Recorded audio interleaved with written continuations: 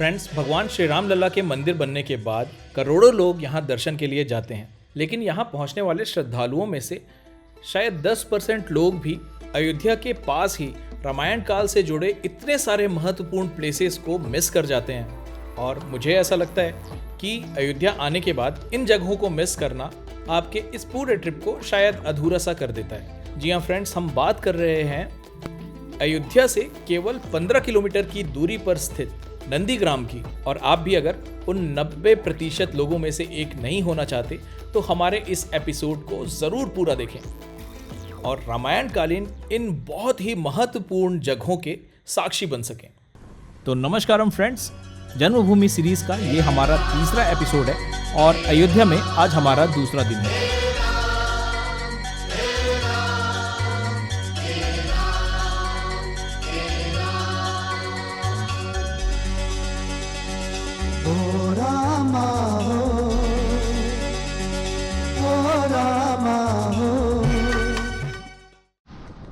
आज के दिन की शुरुआत हमने करी सरयू घाट में स्नान करके, जिसे हमने प्रीवियस एपिसोड में ऑलरेडी कवर कर दिया है।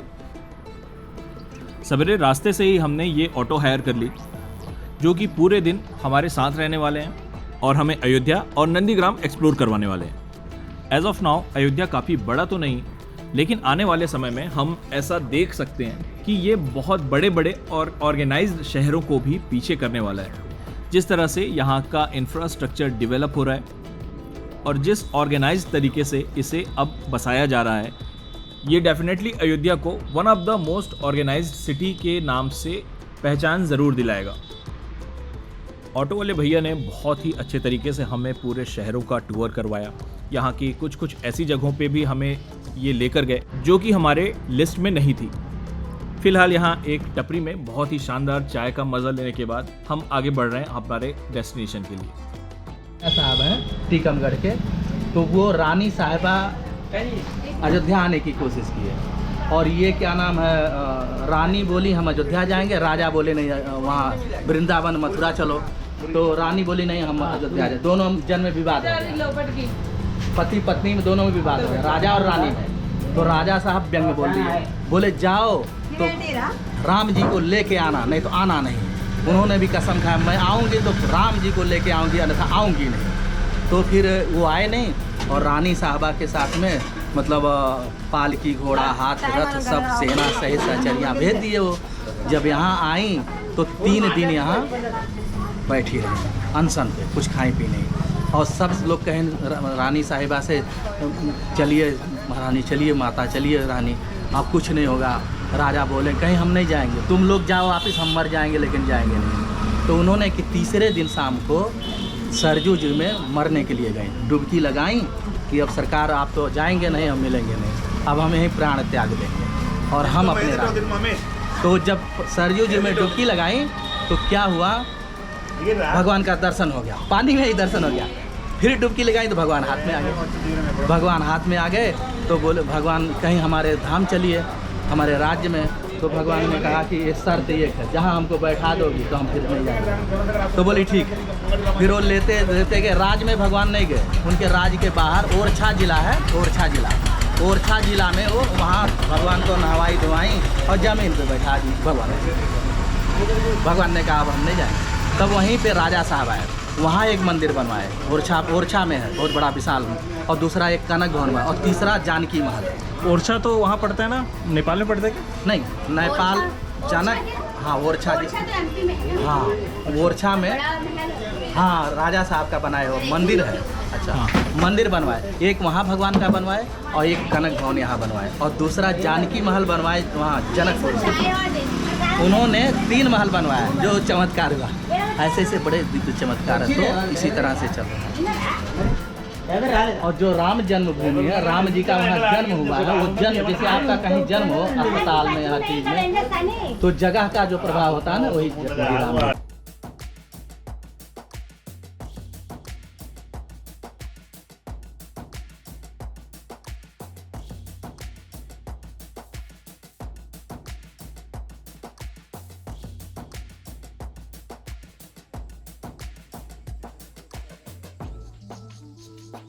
फ्रेंड्स, अभी हम लोग मणि पर्वत आए हुए हैं बंदरों के लिए, बंदरों का भोजन सभी लोग खिलाते हैं।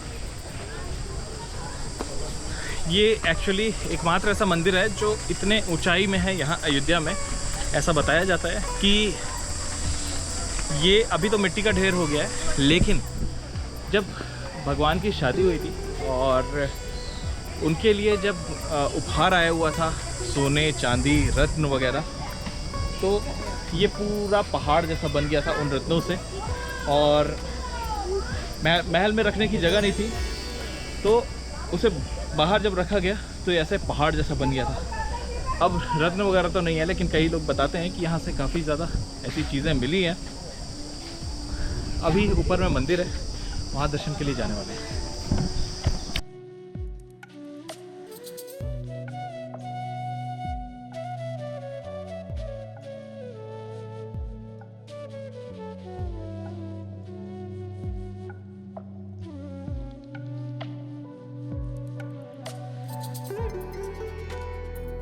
पहला मूर्ति किनका है? मणि भगवान है पहला मूर्ति, श्याम के रूप में। हाँ, पर्वत के देवता हैं, पर्वत से प्रकट हुए हैं, इसलिए मणि भगवान कहलाते हैं। अच्छा।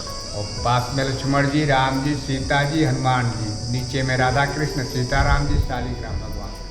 सीता जी राम जी सावन में झूला झूले हैं, हरियाली तीज मनाई है यहाँ। ऊपर में झूला है, ऊपर से पूरा अयोध्या दर्शन होता है। ये मंदिर कब से है महाराज जी? और 2000 वर्ष पहले विक्रमादित्य राजा जी उद्धार कराए थे इस मंदिर को। अच्छा। त्रेता के समय के हैं वो मणि भगवान। अच्छा। 15 लाख वर्ष बीत गया जगह का। बहुत प्राचीन मंदिर है। मणि मंदिर क्यों बोलते हैं? भगवान राम जी के शादी के बाद में जनक राजा इतना मणि भेजे थे कि दशरथ जी का खोज खजाना खाली नहीं रहा, तो दक्षिण दिशा अशोक वन क्षेत्र, इसी अशोक वन क्षेत्र में रखवा दिए मणि दशरथ जी, इसलिए इसका नाम मणि पर्वत पड़ा। तब सीता जी मई के मान के हरियाली तीज मनाई है, झूला झूली है। और यहाँ पे चरण पादुकाएं रखी गुरु महाराज के। अच्छा। मान्यता के अनुसार ये वही पहाड़ का हिस्सा है जिसे हनुमान जी ने संजीवनी बूटी लाते समय गिरा दिया था। जब संजीवनी बूटी लेकर वो वापस जा रहे थे, तब भरत जी ने उन्हें आकाश में देखा और उन्हें शत्रु समझ लिया, जिससे हनुमान जी को गुस्सा आ गया और वो पहाड़ को नीचे गिरा के वापस चले गए थे। और इसी पहाड़ के हिस्से को मणि पर्वत कहा जाता है। ऐसा भी बताया जाता है कि भगवान बुद्ध ने अपने जीवन के 6 साल अयोध्या में बिताए थे और मणि पर्वत पर ही धर्म का उपदेश दिया था। सम्राट अशोक द्वारा निर्मित एक स्तूप और एक बौद्ध मठ भी यहाँ पाए गए हैं। अगर आप तीज त्योहारों के समय में आते हैं तो तीज का सबसे पहला झूला मणि पर्वत पर ही डाला जाता है, उसके बाद ही पूरे शहर में झूला लगाया जाता है।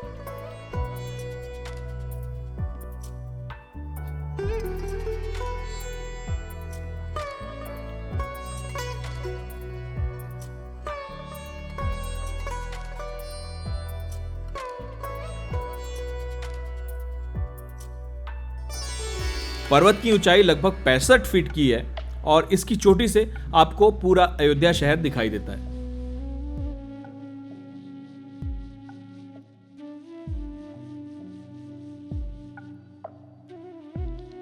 मणि पर्वत से आते हुए ऑन द वे हमें लेफ्ट साइड पे उदासीन संगत ऋषि आश्रम नजर आया, जिसके बारे में ऑटो वाले भैया हमें बता रहे हैं। जो आदि शंकराचार्य जी नहीं थे, आदि शंकराचार्य हाँ, हाँ। शंकर जी के रूप, हाँ।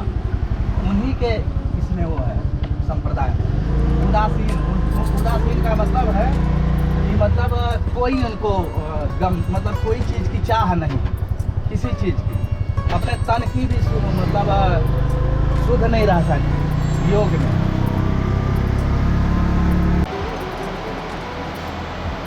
जय श्री राम।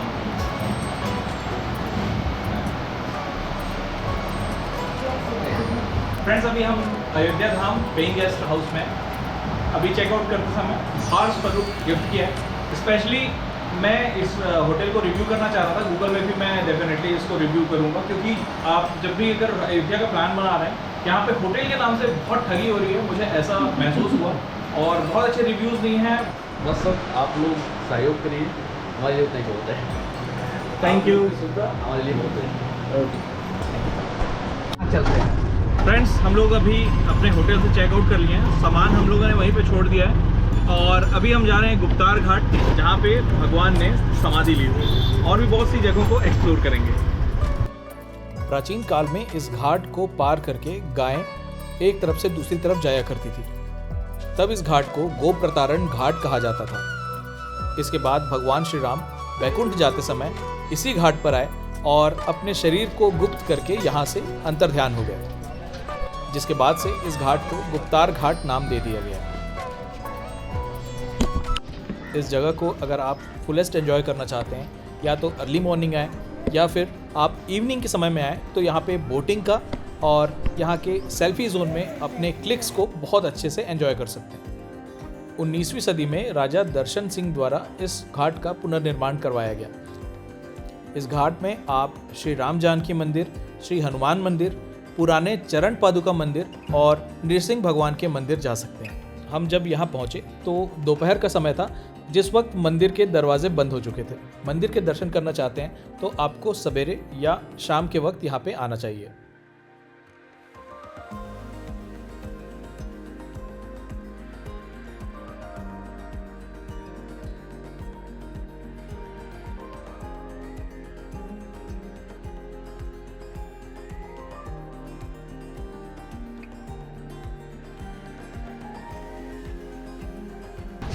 ये राम जी सब जब अपने धाम को जाने लगे, सभी प्रजा को, जीव जंतु और अपना शरीर यहाँ त्याग करके और अपने धाम को, सभी को अपने धाम लेके चले गए। और यहाँ का मोक्षदायिनी, इसको गुप्तार घाट कहते हैं और गुप्तार घाट के नाम से जाना जाता है। ये बहुत प्रसिद्ध जगह और बहुत सिद्ध जगह है। तो यहाँ आते हैं मतलब लोग रमणीक भी है और भगवान का दर्शन भी करते हैं, आनंद लेते हैं। विशाल यही जगह है। यहीं पे राम हनुमान जी को छोड़ के गए थे कि आप हमारा नाम रखिएगा, आप दोनों दर्शन करेंगे, और बाकी सभी को अपने धाम लेकर चले गए। मंदिर का, ये राम जी का मंदिर है। अच्छा, राम और सीता जी का मंदिर है, राम जानकी मंदिर लिख दीजिए, राम जानकी मंदिर। अच्छा, राम लिखा है वहाँ। कितना पुराना है ये हजारों वर्ष पुराना होगा। फ्रेंड्स, तीर्थ स्थलों में मंदिरों और भगवानों के दर्शन करते हुए हमें गुप्तार घाट के समाधि स्थल में जाने का मौका मिला, जहाँ पे भगवान श्री राम जी ने समाधि ली थी। और यहाँ आके हमें एक और समाधि स्थल में दर्शन करने का मौका मिला, जिसने हमारे पूरे एक्सपीरियंस को कई गुना ज़्यादा बढ़ा दिया। अयोध्या में स्थित गुप्तार घाट पर मौजूद गुमनामी बाबा की समाधि रहस्य और श्रद्धा का एक अनोखा संगम है। फ्रेंड्स, अभी हम एक बहुत ही कॉन्ट्रोवर्शियल पर्सन गुमनामी बाबा के समाधि पे आए हुए हैं। आप सभी जानते हो कि गुमनामी बाबा कोई और नहीं बल्कि सुभाष चंद्र बोस जी थे। इनको लेकर बहुत सारे कंट्रोवर्सीज़ हैं, बहुत सारी थियरीज़ हैं, और बहुत सारी थियरीज़ जो गढ़ी गई थी वो बाद में पता चला कि सारी फेक थी। तो हमें फॉर्चुनेटली मौका मिला है कि हम सुभाष चंद्र बोस जी के समाधि पर आ सकें और अपना माथा टेक सकें। ऐसे काफ़ी समय तक ये एक संत की तरह यहाँ पे रहा करते थे। अपने जीवन के अंतिम समय लगभग 1985 के आसपास तक नेताजी अयोध्या में ही रहते थे और हमेशा भगवा वस्त्र पहने हुए साधुओं जैसा जीवन व्यतीत करते थे। 1985 में रहस्यमय तरीके से उनकी मृत्यु हो जाने के बाद सेना के जवानों ने गुप्त तरीके से सनातनी धर्म के रीति रिवाजों को फॉलो करते हुए रातों रात गुप्तार घाट पर ही इनका अंतिम संस्कार कर दिया था।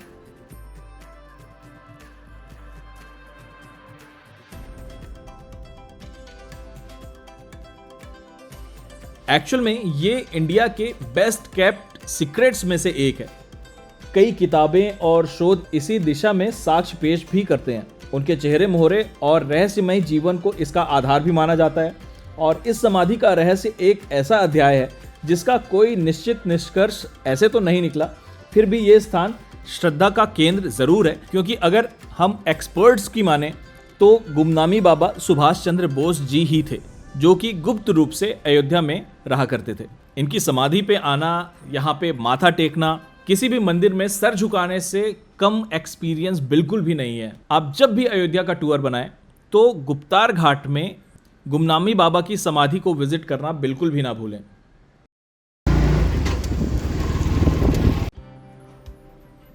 फ्रेंड्स, यहाँ से डिलाइटेड एक्सपीरियंस लेने के बाद अभी हमारा अगला डेस्टिनेशन है पंचमुखी महादेव जी का मंदिर, जो कि बिल्कुल गुप्तार घाट के पास में ही है और यहाँ के मस्ट विजिट प्लेसेस में से एक है। इस जगह को अगर आप बहुत अच्छे से एक्सप्लोर करना चाहते हैं तो आप ऐसे समय में आने की कोशिश कीजिए जब यहाँ पे भीड़ भाड़ ना हो और थोड़ी देर मंदिर के अंदर ही बैठकर वहाँ का एक्सपीरियंस, वहाँ के ऑरा को फील करने की कोशिश करें। डेफिनेटली ये आपके लिए एक बहुत ही अच्छा एक्सपीरियंस या मेडिटेटिव एक्सपीरियंस हो सकता है।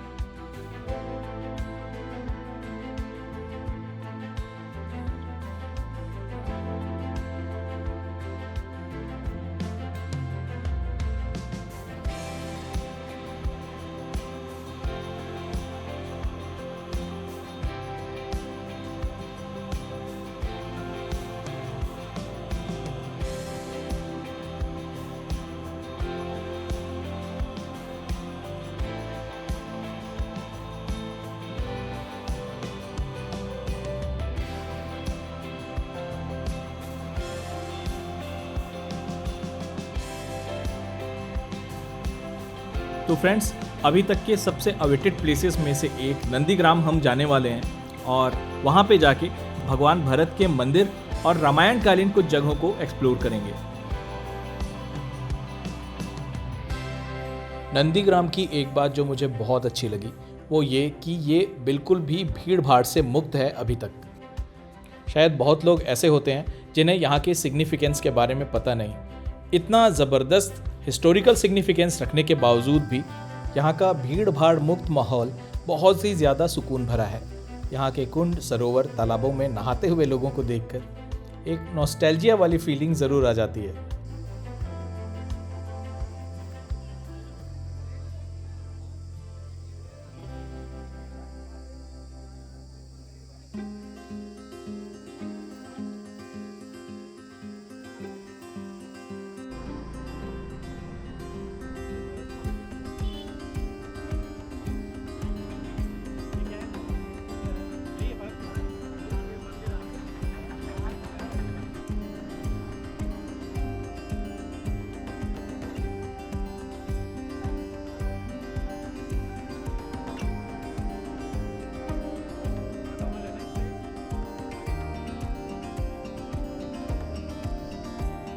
भरत कुंड से थोड़े से ही आगे एक और तालाब है जो पूरी तरह से कमल के फूलों से ढका हुआ रहता है।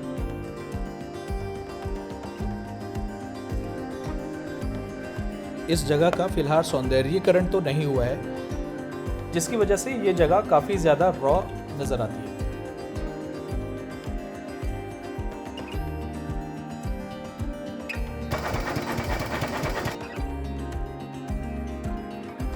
फ्रेंड्स, अभी हम श्री योगीराज भरत जी के प्राचीन मंदिर आ चुके हैं। ये नंदीग्राम भरत कुंड में है और महाराजा विक्रमादित्य द्वारा स्थापित किया गया।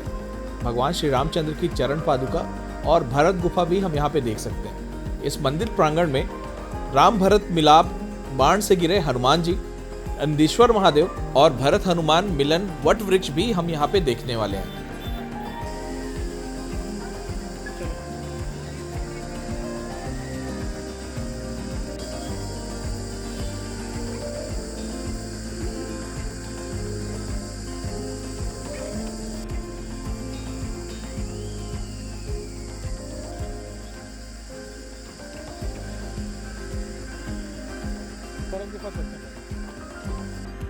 फ्रेंड्स, ये प्राचीन भरत जी की गुफा है जो कि उनकी तपोस्थली हुआ करती थी। Beyond this point photography videography allowed नहीं है, क्योंकि भरत जी अपने आप को श्री राम जी का सेवक मानते थे और जैसे भगवान श्री राम ऑलरेडी वनवास में थे और ज़मीन में ही शैया बनाकर सोते थे, इसी वजह से भरत जी गड्ढा खोदकर उसमें बैठ के तप किया करते थे ताकि वो उनसे हमेशा नीचे रहें। फ्रेंड्स, भरत गुफा के अलावा यहाँ पे मंदिर है जहाँ पे भगवान श्री राम की चरण पादुका भी है। इसके साथ राम भरत मिलाप मंदिर और कल्की दरबार भी आप यहाँ पे देख सकते हैं। फ्रेंड्स, हमने ये कहानी ज़रूर सुनी होगी जब भगवान हनुमान जी संजीवनी बूटी लेकर वापस लौट रहे थे, तब शत्रु समझकर भरत जी ने उन पर बाण चलाया था जिससे वो गिर गए थे। आज हम साक्षात उस स्थल पर आ चुके हैं जहाँ पे भगवान गिरे थे और आज वहाँ उनका मंदिर बनवाया गया है, जो कि प्राचीन योगीराज भरत जी के मंदिर के प्रांगण में ही स्थापित है। इसके अलावा नंदीग्राम के महाराज भगवान शंकर को नंदीश्वर महादेव के नाम से यहाँ पे स्थापित किया गया है।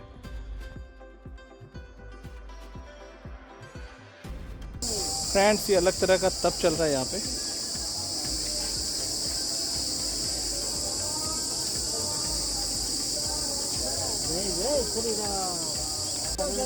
आप भी साथ में? हाँ, अभी रास्ते से हमारे साथ में है। अच्छा, आप ये भाई है और वो प्रभु जो हैं ये अभी हमको 10 किलो यहाँ से मिले हैं रास्ते से। अच्छा, योगीराज भरत जी के मंदिर से निकल के अभी हम आ गए हैं भरत हनुमान मिलन मंदिर। अंदर चलते हैं और पंडित जी से जानते हैं इस मंदिर के महत्व के बारे में।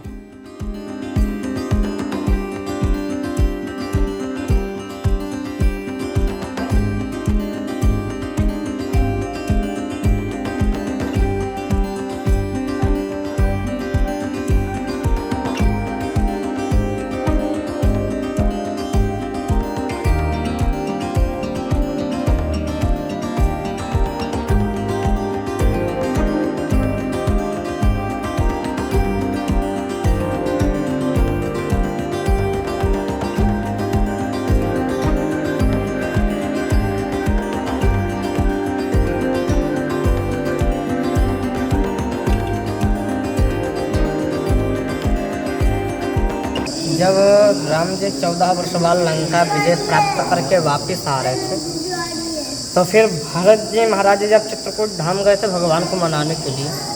जब भगवान नहीं माने तो फिर राम जी का चरण पादुका लाते वक्त भरत जी ने प्रण किया था, अगर आप 14 वर्ष के बाद भी क्षण विलंब करिएगा तो मैं अपने प्राणों को ही परित्याग कर दूंगा। ठीक है ना। जब भगवान वापस आ रहे थे तो प्रयागराज में रुक गए थे, तो उन्होंने कहा जाके सूचना बताइए कहीं ऐसा ना हो कि मेरा भाई भरत प्राण त्याग दे। भगवान घबरा गए थे उस समय। तो फिर हनुमान जी को भेजे। हनुमान जी यहाँ पे आए ब्राह्मण के वेश में और यहाँ पे बोले वहीं से कि सीता अनुज प्रभु सनावत, आप चिंता मत कीजिए, सीता राम जी लक्ष्मण जी सकुशल वापस आ रहे हैं। तो पग बढ़ाए थे प्राण त्यागने के लिए, लेकिन जब उधर देखे कि समाचार आया, भरत जी महाराज जी दौड़ करके गले लग गए। और कहते हैं ना सुंदरकांड में चौपाई है कि सुन सुत तो ही उड़न में नाही, देखब करी विचार मन माही। आपने जो मुझे संदेश सुनाया है ना हनुमान जी, इसके बदले में आपको क्या दूं, मेरे पास वो चीज़ है नहीं। भरत जी महाराज जी गले मिल रहे, देखा रहे प्रसन्न चित्त से मिल रहे हैं दोनों कितने। और इसके नीचे राम जी की चरण पादुका है जो भरत जी लेके आए थे। और ये जो पंचामृत आपको दिखाई पड़ रहा है, 5 प्रकार के अलग अलग यहाँ पंचामृत है, ठीक है ना। ये राज तिलक है, महाभिषेक है, ये रुद्राभिषेक है, ये राजभोग है और ये महाभिषेक। अच्छा, 5 प्रकार के अलग अलग पंचामृत है। जब राम जी आए थे वनवास के बाद वापिस, तो भरत जी ने इसी पंचामृत से अभिषेक किया था। तब से परंपरा चली आई है, कोई भी भक्तगण आते हैं तो उनको ये प्रसाद जरूर दीजिए। जय श्री राम। इसके नीचे राम जी के चरण पादुका है, यहाँ नीचे इसके नीचे। अच्छा, हाँ, आज की सीढ़ी गई है। ओके। और भरत गुफा है जी, जहाँ पे भरत जी गड्ढा खोद कर 14 वर्ष तक तपस्या की है। प्रश्न ये है, भरत जी ऊपर भी बैठ के तपस्या कर सकते थे, नीचे ही क्यों गए? बोले राम जी मेरे श्रेष्ठ हैं और श्रेष्ठ के सामने कभी भी सेवक का स्थान ऊंचा नहीं, हमेशा सेवक का स्थान नीचे होना चाहिए। इसलिए भरत जी 4 फीट गड्ढा खोद के नीचे चले गए, उनसे भी नीचे रह करके भरत जी 14 वर्ष तक वहीं तपस्या की। ओरिजिनल चरण पादुका नीचे है जो राम जी का लेके आए थे, और वहाँ भी चरण पादुका को देखने को मिलेंगी। वहाँ पे वार्षिक प्रत्येक वर्ष में एक बार चरण पादुका चित्रकूट धाम से आता है। कहाँ पे? चित्रकूट धाम से यहाँ। ओके, ठीक। जय सिया राम। जय सिया राम। ये जानकारी है। और रोड से 10 कदम आगे है जहाँ पे भरतकुंड है, जी जी। वहीं पे भरत जी 14 वर्ष तक स्नान करके नित्य सवेरे वहाँ जाते थे। अच्छा, जैसे जैसे जी बता।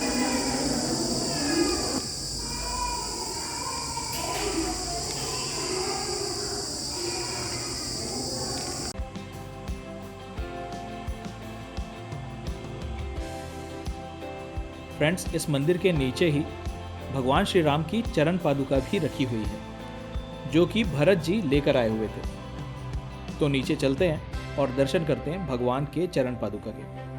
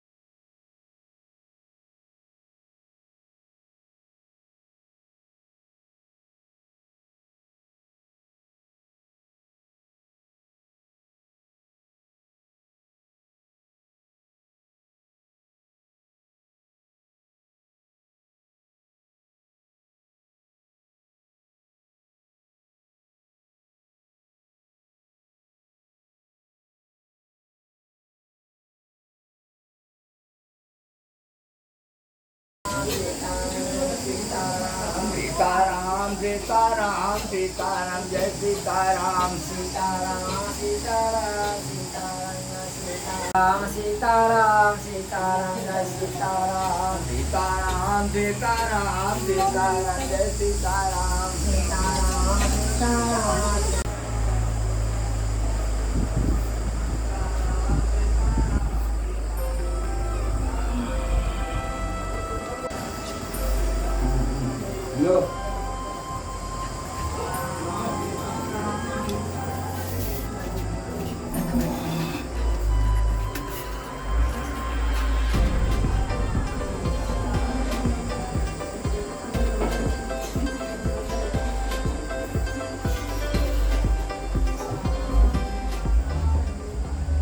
भरत जी की गुफा है। इसी गुफा में 14 साल भरत जी रहते थे, तपस्या करते थे, सोते भी। अच्छा, राम जमीन पर सोते थे तो इन्होंने कहा मेरा छोटे भाई यहाँ हैं, 4 फुट से नीचे सोएंगे। तो 4 फुट यहाँ गुफा बनाकर गड्ढा पोत के वहाँ सोते थे और जी और उस कुंड में स्नान करते थे। जी। यही 2 चीज़ तब की हैं पुरानी। और मंदिर की गुफा यह है, पुरानी गुफा ये है, यहीं पे तब क्या करते थे? रहते थे यहीं। जी हाँ, इस मंदिर में भी एक गुफा बना दी गई है, जी। लेकिन वो भी तो नहीं है। 30-32 साल की, वो 8 साल की है, इसको कोई बता भी नहीं पाएगा। अच्छा, ये इतनी पुरानी है। हाँ, कब की है। जी ठीक ये है। कुंड, वो कुंड यहाँ स्नान करते थे भरत जी, ये गुफा, जी दोनों उसी जमाने की है। जी जी, प्रणाम।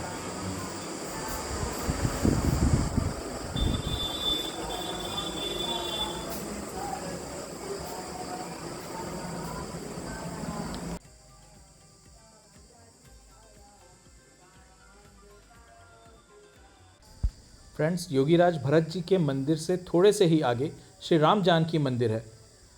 इस मंदिर के अंदर आप देख के जान सकते हैं कि बहुत सारे लोग ऐसे हैं जो अयोध्या आते हैं लेकिन इन जगहों के बारे में नहीं जानते। और इस मंदिर प्रांगण में कई ऐसी चीज़ें हैं जो इस जगह को मस्ट विजिट प्लेसेस में से एक बनाती है, जिनमें से पहला है यहाँ का कुआं, जिसे त्रेता युगी भरत कूप के नाम से जाना जाता है। ऐसा भी कहा जाता है कि यहाँ 27 तीर्थों का जल है और यहाँ के जल की विशेषता ये है कि इसे गंगा जल के बराबर माना जाता है। कहते हैं यहाँ के जल को आप घर ले जाकर सालों साल रख सकते हैं और किसी भी प्रकार के कीटाणु बैक्टीरियाज उसमें नहीं पनपेंगे और सालों साल वो जल वैसा ही रहेगा।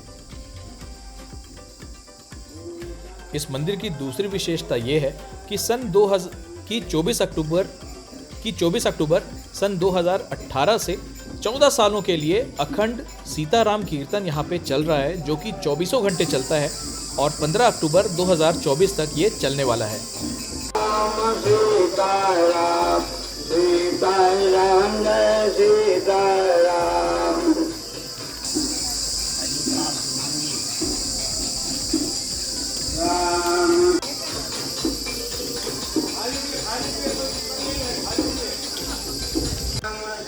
और ये है यहाँ का प्राचीन श्री राम जानकी मंदिर।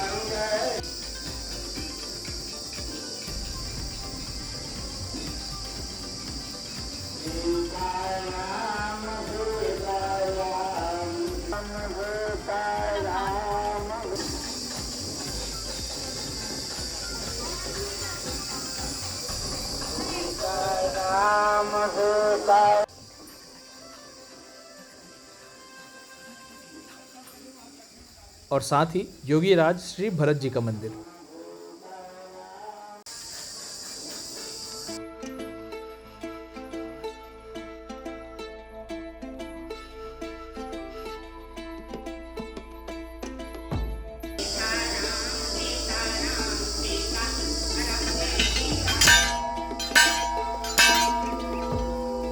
और इस मंदिर की तीसरी विशेषता, यहाँ एक भगवान शिव का मंदिर भी है, जहाँ नंदी महाराज का मुख मंदिर के बाहर की तरफ है, जो कि आमतौर पर भगवान शिव की तरफ मुंह करके बैठे हुए होते हैं। इसे हम ह्यूमन एरर भी नहीं कह सकते, क्योंकि यहाँ पे 2 नंदी हैं और दोनों नंदी का प्लेसमेंट एक ही जैसा है। यहाँ के नंदी के अलग होने का क्या सिग्निफिकेंस है, ये तो हमें खोजने से भी नहीं मिला, लेकिन अगर आपको इसके बारे में कुछ भी पता हो तो हमें कमेंट्स में ज़रूर बताएं।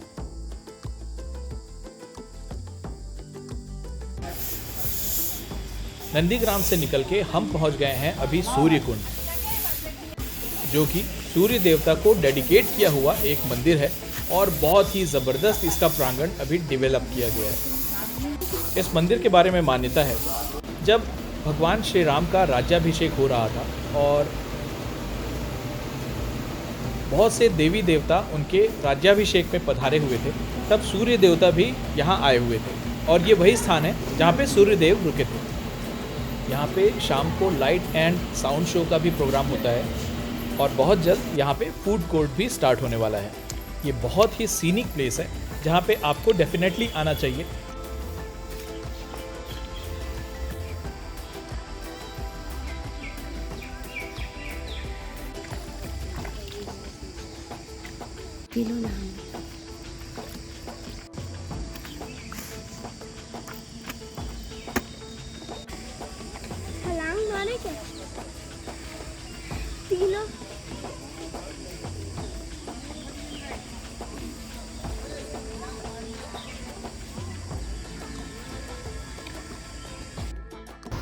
फ्रेंड्स, पूरा दिन अयोध्या और नंदीग्राम को एक्सप्लोर करने के बाद अभी समय हो चुका था कि हम थोड़ी सी पेट पूजा भी कर लें, और जिसके लिए हम पहुंच गए यहाँ के बाटी चोखा रेस्टोरेंट, जहाँ पे आप ऑथेंटिक बाटी चोखा का मज़ा ले सकते हैं।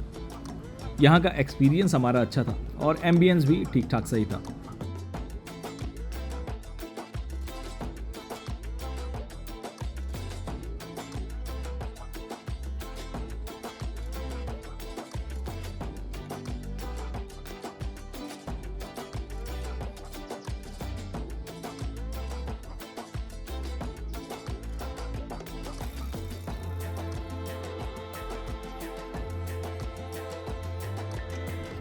यहाँ से निकल के हम गोरखपुर जाने वाले हैं और वहाँ से हम जाएंगे नेपाल और माता सीता के जन्म स्थल, भगवान श्री राम माता सीता के विवाह स्थल और भी रामायण कालीन बहुत सारी जगहों को एक्सप्लोर तो करेंगे ही। इसके साथ ही नेपाल जैसी एक बहुत ही सुंदर कंट्री का हम वर्चुअल टूर भी करने वाले हैं। ये पूरा टूर हमने जून में किया, जो कि हॉटेस्ट मंथ था और अब तक की रिकॉर्ड टूर गर्मी यहाँ पे दर्ज करी गई। तो इन 2 दिनों में जितना एक्सप्लोर हो सकता था हमने करने की कोशिश करी। डेफिनेटली कुछ जगहें हमसे रह गई होंगी। तो ऐसे और कौन कौन से यूनिक या जो आप हमसे शेयर करना चाहते हो तो हमें कमेंट में ज़रूर बताएं। मिलते हैं आपसे नेपाल के टूर पे। Stay tuned and keep watching AS explores. नमस्कारम।